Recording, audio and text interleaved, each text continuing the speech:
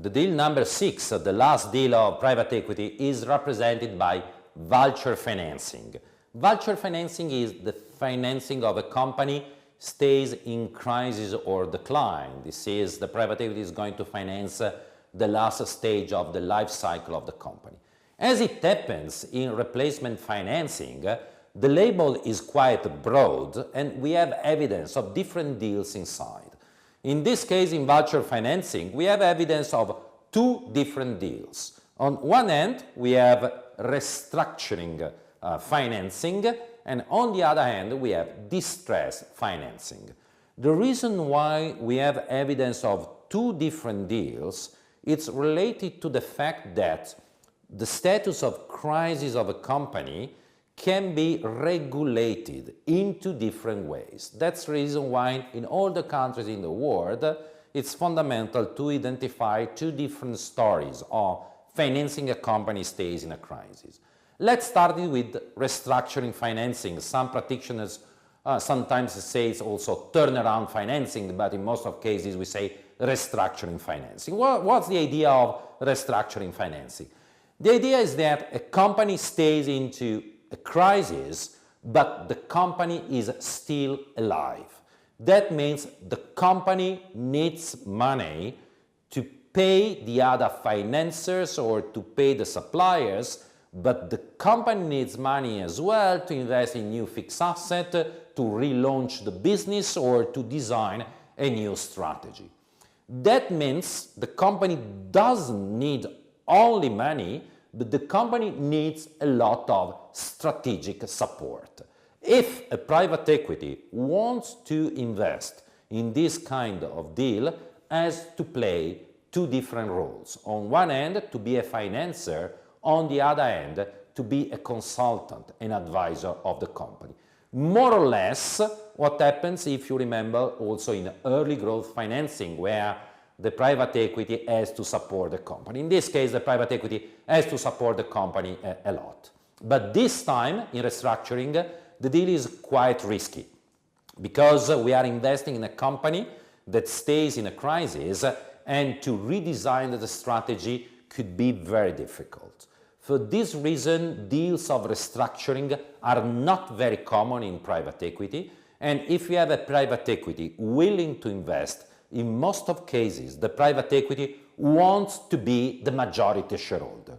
The reason is related to the fact that the private equity wants to have the possibility to change the management, to change the CEO, to redesign completely the strategy. Very, very tough business that make the business and the deal very difficult. The second deal of vulture financing is represented by distressed financing. In this case, distressed financing is the financing of a defaulted company. That means is a financing of a company which is dead. It seems a contradiction because if the company defaulted, it's not possible for the company to receive money. And it's true. So we say financing just to use the same wording of the other business, but effectively the deal of distressed financing is a deal in which the private equity investor is going to buy assets of the defaulted company.